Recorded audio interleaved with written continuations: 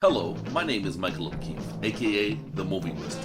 If you enjoy this interview and want to hear more top-notch film industry conversations, please press the thumbs up, subscribe to this channel, and hit the bell to stay in the know. And Nadia, how do I say your last name properly? Dhawan, Dhawan. Yeah, Dhawan. Okay. Beautiful. Okay. Hello, Nadia Dhawan. While I've only known your name for a year-ish, I have known your face for years. You've been in some great music videos, but do a whole lot more than just that. How would you describe your career?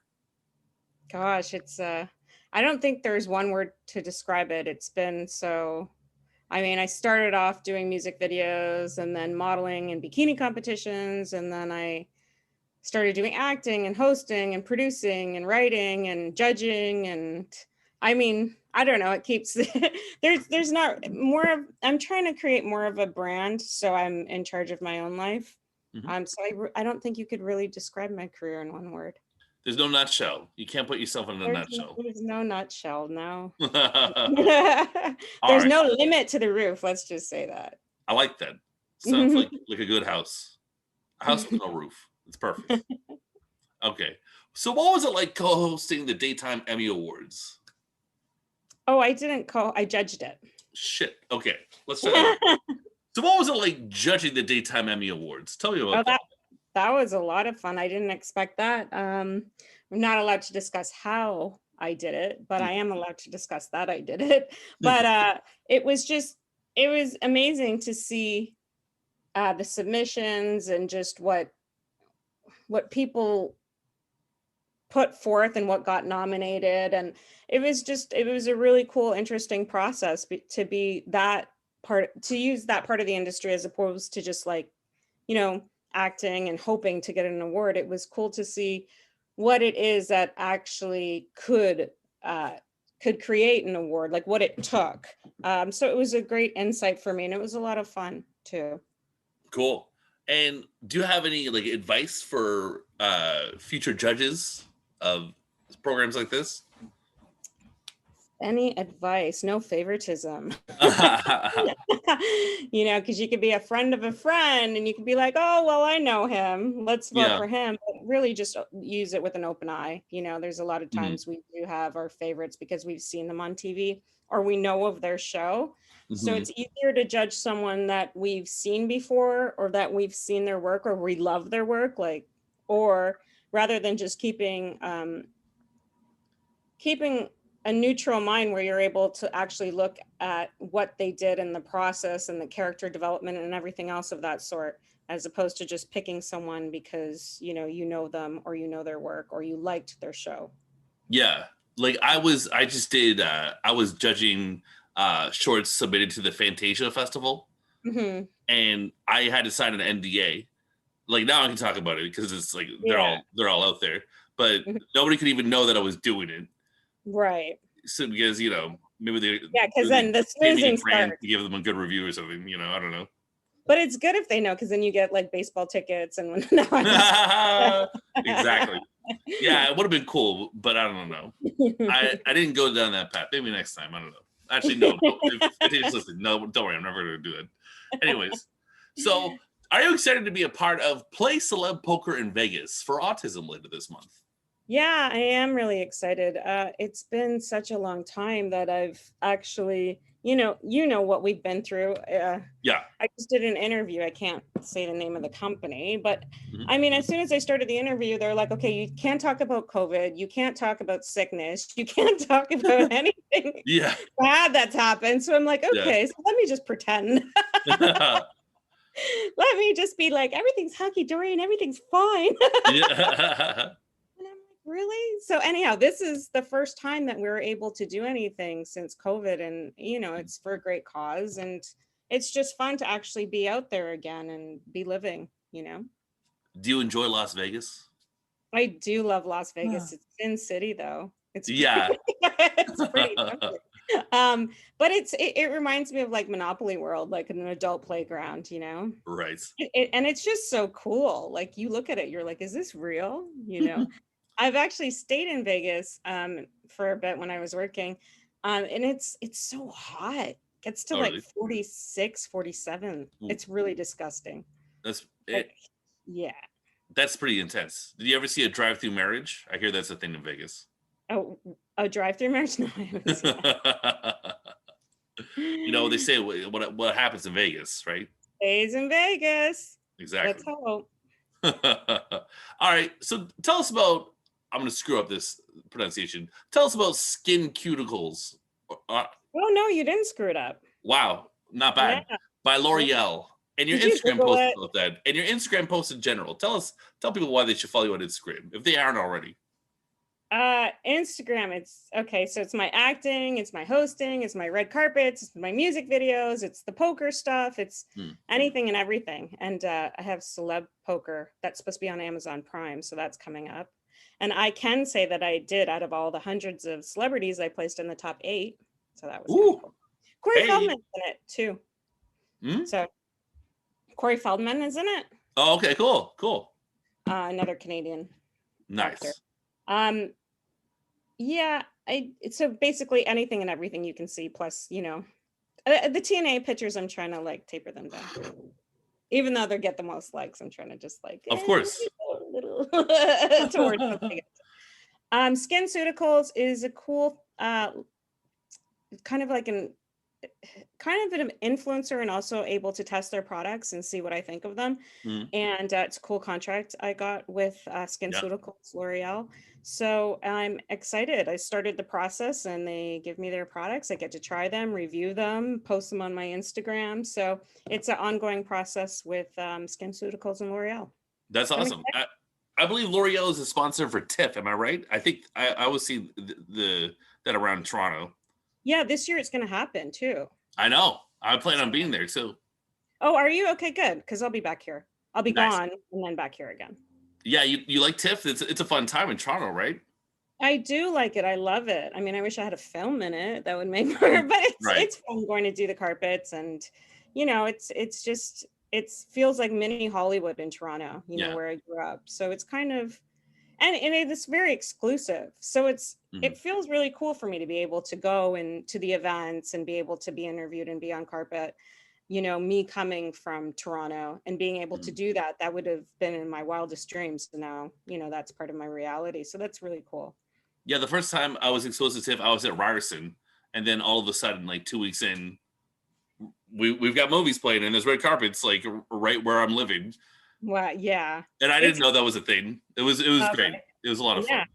It is. It's like mini Hollywood in Toronto, and it's literally from where I live in Toronto. It's a cab drive there and a cab drive back. So it's like sweet. It's like 15 minutes away. Yeah. It's definitely quicker than a flight to LA. Oh, yeah. Yeah, I love TIFF. It's my favorite time of the year. It's like Christmas for 10 days, basically. Yeah. It reminds me of Hollywood with all the gifts of home. Yep, definitely. All right. Now tell me about Dark Dad, from the comic strip to your involvement in the short film. Oh, okay. Well, they created a character around me, Nadia Dhawan. Well, that's a stage name. My real last name's Dhawan. I'm thinking of going back to it, but I don't want to get people too confused. I'm like, what is this girl's name? So it's a, dark humor, dark comedy. And I do the voiceovers, and my friend and director, Corey Allen Kotler, is creating it. And Corey Van Durham is the artist for it. So we're really excited about it. Like, it's a really cool little, claymation character that Nice walks around and talks about, just has like, that dark humor. Let's just say it's about them getting a vaccine that doesn't really do what they want it to do. Oh no. That's terrifying. But it's funny. It's satire. It's nothing, Oh yeah, of course. Over the top. Claymation's fun though. I'm a big fan of Wallace and Gromit. That's a good time. Right. Yeah.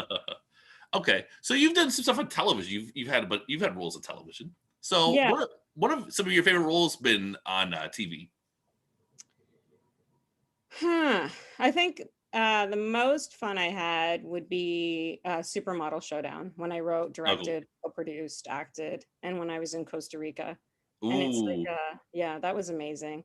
That was probably my favorite role. America's Next Top Model meets Survivors. That's hilarious. Is there any way to watch that now? Is it streaming somewhere? It was on IndieFlix. I don't know if it's on there anymore. It was a long time ago. Hmm. Yeah, but that was like just an experience where I wasn't just reading lines and bringing lines to, I was able to create. I was able to create my own journey and be able to create my own rules, and it was just a lot of fun. Being able to have like different challenges for the day and decide and have production meetings and decide what we want to do with the girls, and it's just I was off the cuff and Yeah. just really cool. Not that the same, okay, well, reading lines and performing in front of cameras and having the director's opinion, not yours, because a lot of times you want to say something away and the director's like, no, it's not supposed to be that way, say it quick, and you're like, but but I want to say this line and this word and this word. They're like, no, stop improv. Stop thinking, do the thing, shut up. Get out of your head. All right. So, okay, so you've done television. We've talked about that, but tell me the difference between the setup of a rap video and the setup on like a I don't know, what do I say, a legit set? I don't know, like another set. Well, the pay. Right. A rap video, I still got paid well. When I was doing them, I would make like 1,500, so that wasn't bad. Nice. Yeah, but then if you're doing TV, you're doing SAG, then you're getting residuals every time it airs. And nice. It's just, it's a different light. You don't have the artist trying to pick you up, and you're right. Yeah. How many rap videos do you do? Oh my God, I can't even count. I'm probably over 40. 40? About 40, yeah. And I think I read that one of your favorite ones was like a Silkk to Shocka video. Yeah, I love that one because I got to go to Whistler. It was called awesome. That's Cool with Trina. You need a lover and a friend, that's cool. But in Whistler, it was fun because I got to see you, and it was Christmas. So it was like a Whoville, and everything was decorated with like a little Grinch and like it was just, it was like a dream. It was, and then we had jacuzzis that we could just chill in, and it was snowing, and then you had the jacuzzi, and we had this whole cabin to ourselves. It was that cool. sounds like a lot of fun. Yeah. But how I saw you was the Snoop Dogg video, What's My Name? What was that video like? Because that was a pretty wild video. I was flown to Vancouver for that one. Nice. I think that was right after Shaggy. Yeah, that was right after It Wasn't Me. Oh, okay. That was the Snoop. I think it was this. I don't even remember at this point. But yeah, it was at that point they like put my hair back. I think I did like the cornrows. Yeah, but I was in the beginning too with Snoop Dogg. They had my hair straight. Oh, that's hilarious. I didn't realize that. That's funny. Yeah, and then I'm also on the couch and they had my hair curly and I'm in this creamish tassel thing. But they really featured me in the third. In the beginning I walk in with him in the club and then they have a single on me. And then the last shot is in the tub with Timberland and Snoop. No, just Timberland's in that tub. That's right. And so my hair in cornrows, oh my God, that took forever. And it was tight. Oh my God, my head was killing me. They had, such amazing styling though. They did all these like diamonds, and rhinestones all over my head. It was cool. It was a lot of fun. That was the first time I was, going from having a 9-to-5 job at Bell Canada to traveling and working with artists, huge artists. Oh yeah. The biggest. Yeah, that's awesome. This is so cool. And okay, so do you have ideas for how Canadians who want to work in the American entertainment business can pull it off? Since you've done it, right? In the Canadian entertainment business? Well, let's say you're Canadian and you want to make it in the States in entertainment. Well, I mean, I've been through, how many visas am I on now? I'm on my 4th O visa. Oh my God. I have to go for my green card. I'm going to go for it this year. Like after judging the Emmys, I'll be able to, I think that was probably the last thing I needed for my green card, to be a judge of something huge, so it's just such a journey, but when you do it, you're just like, wow, I did that. Like when you cross the border and you're like, I'm on outstanding ability as a performer. They're like, okay, what's your name? They're like Googling you at immigration. But it's just something, because I never feel it myself, like until I do an interview or until I have to prove myself to immigration that I've done a lot in my career. I don't know. But anyhow, in order to do it, find a sponsor. You have to have letters and editorials and magazines about, why you're basically why you're better than Americans. Like, what is it about you that we need that America doesn't have? Because think about it, you're taking away work from Americans, right? Yeah. So you have to show outstanding ability. Then you have to get letters from directors, anyone that's in the industry that can say, yes, she's, done this and this for me, and this is the artist, and, kind of like a Wikipedia. Just imagine giving a Wikipedia to your lawyer, and then you also have to have a sponsor. So you have to have someone that'll say, okay, she's going to work for me for these 3 years. You also have a letter of itinerary of what you're going to do for each day, for each month, for each year, for 3 years. Wow. And then you have to have press. So it says in magazines and red carpets. So once you comprise all of this together, then you can see what can happen. Oh, well, thank you for that. It sounds intense, and hopefully. Are you trying to move on, Michael? Pardon? Are you trying to move on, Michael? Is this a warning to your radio station? It's a joke. Maybe. I've been to LA. I pitched a script in LA. I did the thing, and the guy said he would be a sponsor, but I don't have those things that you just mentioned. So, yeah, we'll see. I would love to though. I would swear allegiance to Benjamin Franklin and do the thing. Like you said, you did TIFF, right? Like even all that stuff would count. Like if you did pictures on TIFF, if you did pictures through Wire Image or Getty for TIFF, like I submitted all of my red carpets.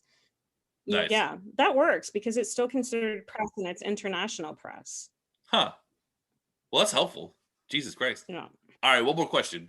Nadia, thanks so much for your time. I really appreciate it. Where can people follow your endeavors? We got the Instagram, we got the Twitter. Tell us that. IMDb.me. Yeah. Oh, IMDb.me/Nadia Dhawan. Nadia, Instagram.com/Nadia Dhawan. I know it gets confusing. Twitter.com/It's Nadia Dhawan and Facebook.com/Nadia.Dhawan. I think that's it. Follow her. It's fun. I follow her. I see Russell Peters like your stuff sometimes. That's kind of fun. That's funny. Oh, is he a friend of yours? Yeah, no? He's my friend. He's my friend. Okay. I love her. Okay, beautiful, beautiful. All right, well, thank you very much. Thank you.